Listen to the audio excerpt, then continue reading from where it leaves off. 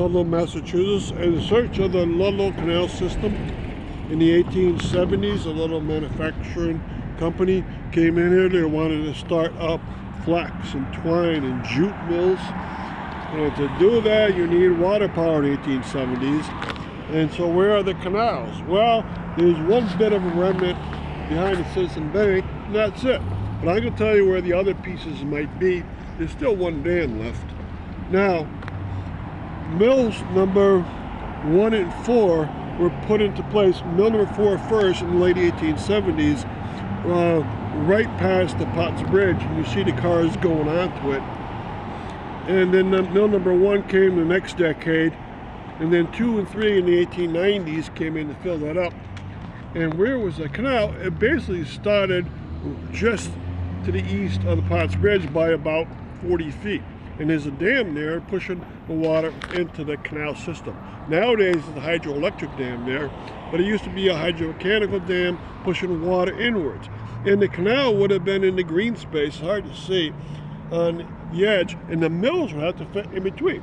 So the canals, mills, and Chicopee River, right? And that would push its wastewater out, and that wastewater area is now behind the Citizen Bridge. It's the only remnant of the actual canal left, but its wall is still in place. The dam's still there though.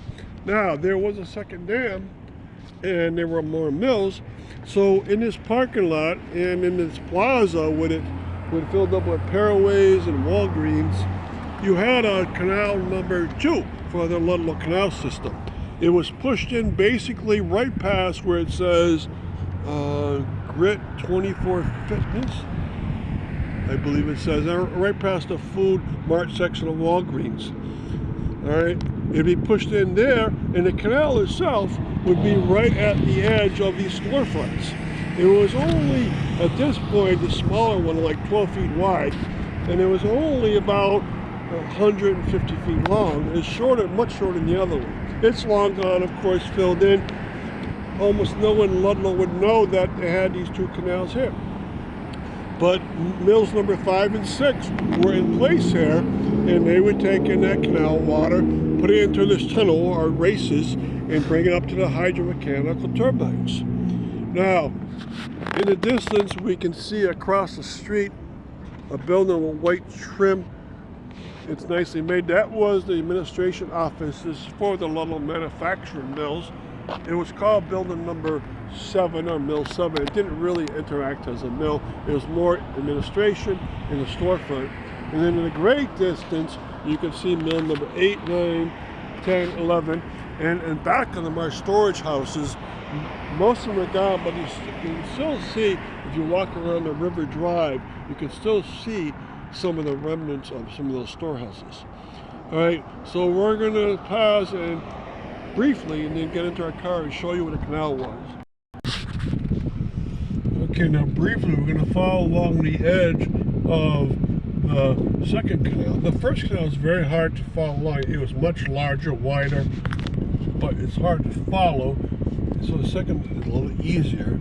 The mills would have been right here to our right, and the canal would have been right at the sidewalk of these plazas.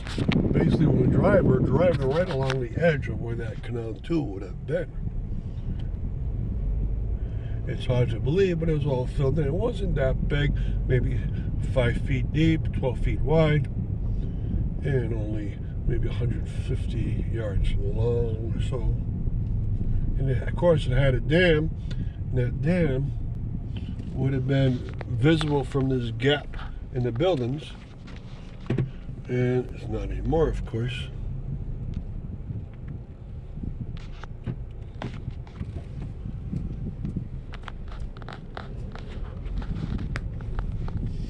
Okay, now across the street you see the beautiful mill that we pointed out, mill number 7. You see where it says on top, temperature in the triangle part, LMCO, Ludlow Manufacturing Company. That was the administration. And then you see across the street from us the tower now with scaffolding around it because it's being repaired. This is mill number 8. It has a clock in it, and it was mill number 8 of the Ludlow Manufacturing Company, an enormous company. Then back is some storage houses. Now along that street to its direct left, not the one that's busy, but the one that's less busy, there's a mill number 9, 10, and 11. All right, and what we're going to do is do. Okay, pause it.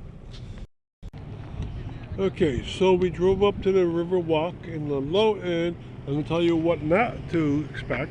What not to expect is that the canal has already ended. It started canal number 2 by the plazas, and canal number 1 basically started right underneath the Plaza Bridge, and it took a meander over and went back into the Chickpea River. So what not to expect, this is not the canal area at all. It's in back of mills number 8, 9, 10, 11, which were never on the canals, never built to be on the canals. They were built from 1898 to about 1905, and they were built to be hydroelectric in nature. And the other ones became less and less important because these were getting the electricity.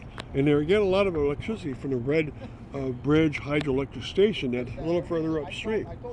And so the Ludlow Manufacturing Company was wonderful. They knew what to expect.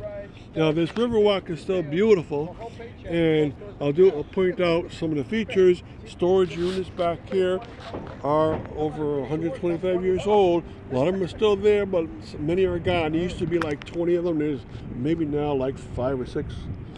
And the tower is still there, being fixed. And what we're going to do is drive by number 8, 9, 10 very shortly.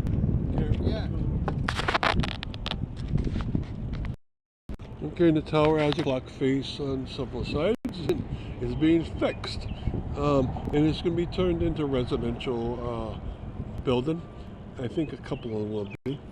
And so this walkway is not part of the canal, and that's important to know. Now it has a beautiful gate system on the top there. You can get right in on it.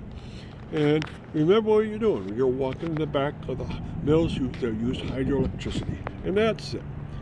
Alright, so we're going to pause one more time. Now we're going to restart our tour. The last bit of it, we're going to pass mill 8. In a couple of years it will look fabulous. And we're going to take it right here, and all we want to do is drive past a little bit of these last few mills until you take it right, and then you'll be on the right. And then if you look off to your right, you'll see all these very long mills here, right, that are beautiful, and they were very powerful, made a lot of jute, twine, cotton.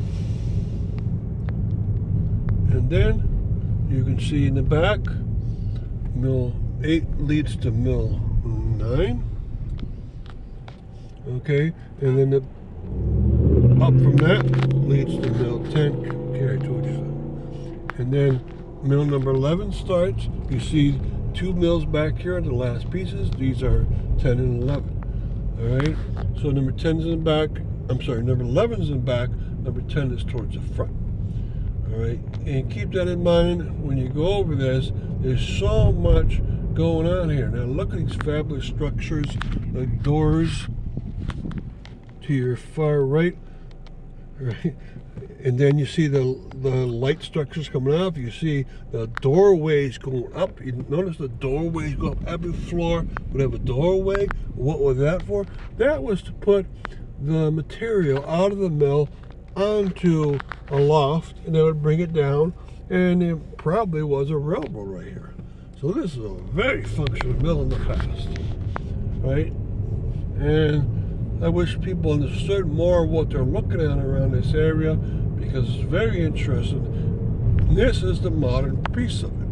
All right, so when you go on to